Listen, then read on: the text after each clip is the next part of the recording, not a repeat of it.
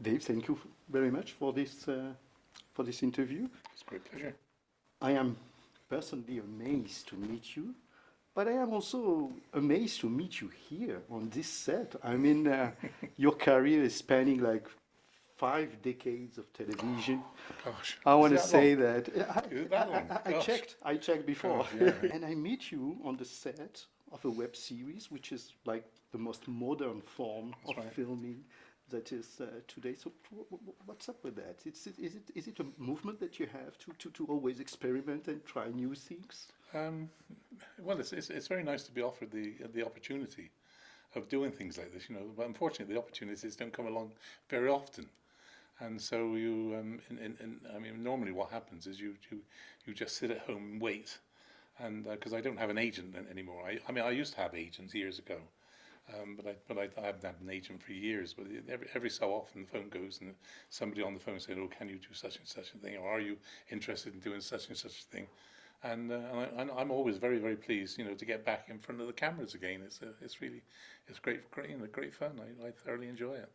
I can imagine. I mean, I Yeah. read on your blog, on your site, beginning of this year, that you had 32 already projects agreed to appear in 32 right. different projects. Well, it's not different projects. It's actually the big thing for me at the present moment is sci-fi conventions, and because of Star Wars and because Darth Vader is now regarded as the ultimate screen villain of all time, which is absolutely a wonderful accolade to have. Like, you know, I now get invited all over the world, you know, to go to do personal appearances and to sign autographs and self photographs and things like this. They're all these different places. And as I said, I was going through the diary, and I mean, I'm already booking for 2016.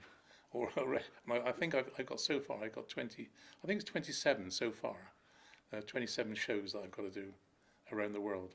There is another character which is very important in your career, and that maybe not a lot of people know, but all the British people my age will tell, "Oh yeah, I remember him from the Green Cross Code. Code." Yeah. It was the greatest job I've ever had. Best job, Star Wars included. It was the best job I've ever had. I did it from. I was the Green Cross Code Man, who was the figurehead of the British government's Child Pedestrian Road Safety Campaign, and it was aimed at the children in the 4 to 11-year-old age group. And when we started the campaign, I think it was in 1976 or something. It was around roughly about the same time as I did Star Wars. And when we started the campaign, the road accident figures in Great Britain for children in that age group were running at something like about 60,000 or 70,000 children a year were getting knocked down, injured, and killed on the roads in Great Britain. And the government, to start with, an advertising agency got in touch with my agent. I had an agent at the time, you know, for one of the first agents I've ever had.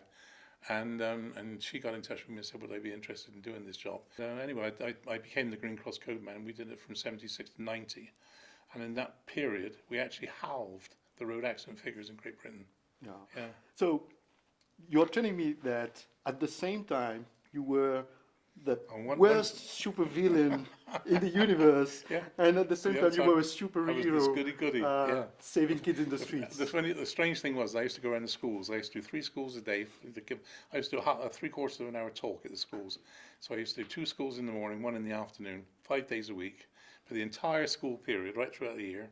And if I finished about, say, 5 or 10 minutes early, I would say to the children in school, you know, and I got about 300 or 400 children in front of me, ranging from like 6-year-olds up to 9, 10-year-olds, you know. And I would say to the children, right, I said, you know, I've got a little bit of time left. Anybody got any questions you'd like to ask me? I never got one question about road safety. Every question I got was about Star Wars. What is the main question you get about this character in Star Wars? What is the one that comes first when people ask? Well, the normal one is always how hot was it in the suit? That's the usual. That's the usual one, because the suit was made from quilted leather, and of course then you've got the helmet and the mask and all the rest of it on. You know, and the helmet was the mask and the helmet were made miles too big, and so they had to pad the whole of the inside of the mask out with foam rubber, and then. It became, and then of course, you know, working under the lights like this, you know, it gets very hot and sweaty as well, so you sweat buckets in it. Of course, everybody will say that you worked with George Lucas on Star Wars, but for us European, you also met really great figures of the entertainment. I'm thinking Marty Feldman. I'm thinking Morecambe and Wise. I'm thinking Ben Hill also. Benny Hill, oh yeah, You gosh. worked with this guy, and I can imagine it was totally different. I mean, it's a totally different experience. But can you tell us a bit about this comedic experience? I mean, in the heart of the comedy. I mean, England is the heart of the television comedy. I mean, Morecambe and Wise. I mean, they were a lovely couple, a nice couple of guys to work with. You know, but they're humorous to a certain extent. You know, but they're not cracking jokes all the time, as it were. You know, but they're just pleasant to talk to. You know, interesting people to talk to. Benny Hill, exactly the same. Nice guy. I got on very well with him. And Eric and Ernie, they were lovely people to work with. It's I've had some very interesting jobs and met some very interesting people. You know, I haven't read your book, but I read a lot of reviews from readers of your book, and I was amazing that everybody was completely ecstatic to discover your life. Would you say that this curiosity, this appeal of the audience to know you better is because you were known first as a masked character?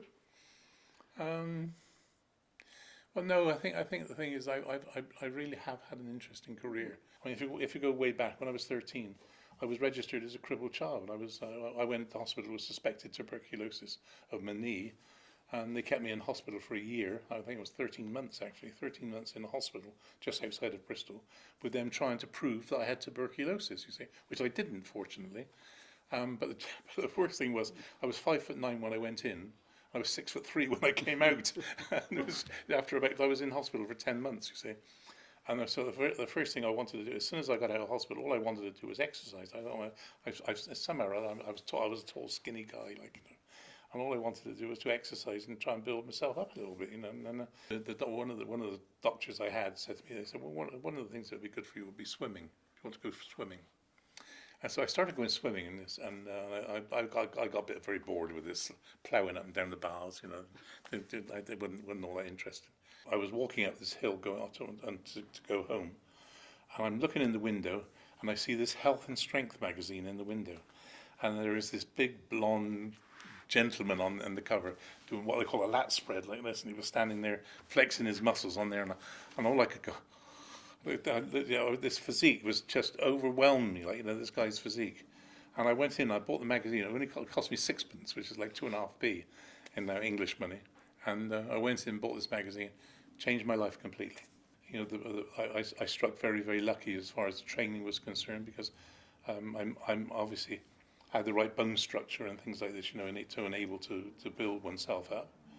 I had some very good training partners and people to train with. And got good advice, you know, from various people, and then, as I said, as things progressed, I started entering local competitions. In the Mr. West, I was in the Junior Mr. West Britain, and I was in the Mr. West Britain, and then I was in the Mr. Britain. Then I got invited to enter the Mr. Universe. I think I got runner-up in the third place in the British weightlifting championships. And then the following year I won it and became, and then I got invited to go to the Empire Commonwealth Games as the British heavyweight weightlifting champion, and just things sort of progress, you know. Then of all the silly things, the chief of the judges at this Mr. Universe contest, he came up to me and said, "I got some bad news, Dave." I said, "What's that?" He said, "You will never ever win this competition." I said, "Why not?" He said, "You've got ugly feet." I said, "Well, I can't train my feet."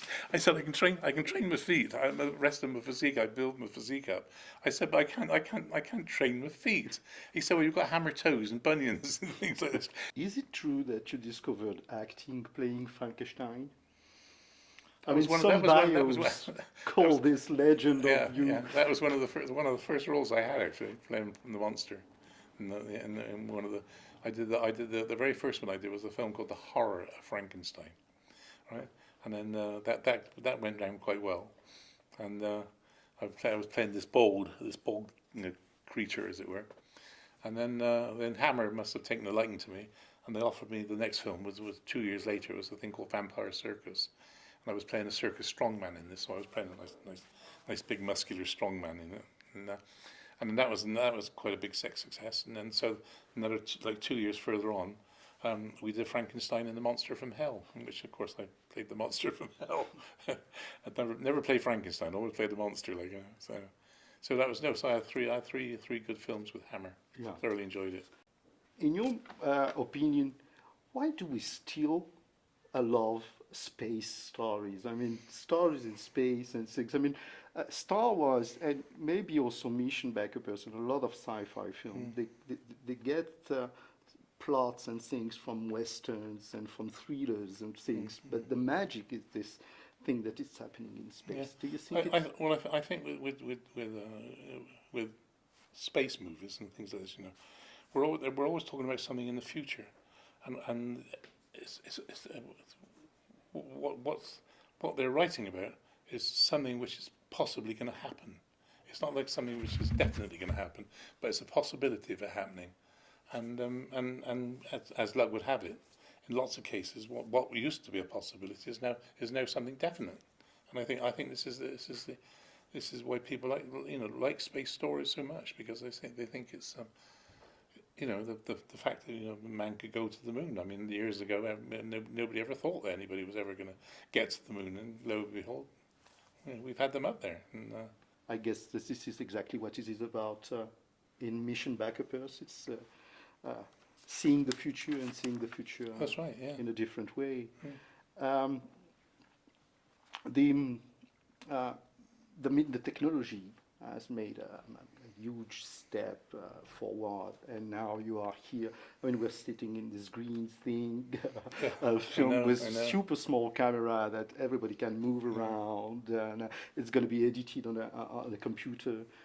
But would you say it's true that finally the important thing is the character in the movies? Oh yeah, I think that's, well, I've got to say this, haven't I? Because I mean, I am the character, or I am a character. No, I think the story is always the major thing, and what one does with the story is the vital thing, you know. Where your character is a scientist who's created the mission to save humanity. In this series, obviously, that's the goal: is the salvation of humanity. Do you feel that this character is, and this series or the premise of this is something that actually can happen, or is in the path of happening for the future of humanity, or do you see this as a complete fantasy? No, I don't see it as a fantasy, definitely not. I see it as something that could possibly happen in the future, definitely. Specifically then with Mission Backup Earth, the idea is a printing process. It's printing people based on DNA. And with all of the technology that is out today, with 3D printing and people printing homes and all kinds of things, do you see this human printing as a possibility, or is this just really ridiculous? I think that's a bit of a I won't say a possibility, but I think that's way, way, way into the future. I don't think we're going to see it in our lifetime. What would you say about, it's a nasty one, what would you say about Alexander, the director here? Oh, he's terrible. Yeah. Terrible. I saw so. Oh, a load of rubbish. Also, really. Load of rubbish. Yeah, it really is. No. Sorry, Alexander, wherever you are. No, I think I've thoroughly enjoyed working with him. I think he's a very, very good director, and I really do thoroughly enjoyed my experience. No, in all seriousness, it's been absolutely lovely. I really enjoyed it. Everybody's been so nice. They've done everything they possibly can to make me at home, to make things easy for me and things like this. I'm having problems with my knee, and I can't stand up without being on crutches and so on and so forth. So I've got a few problems which I'm managing to cope with. But as I said, I'm very, very pleased with the way everybody's been sort of, doing everything they possibly can to make things possible for me.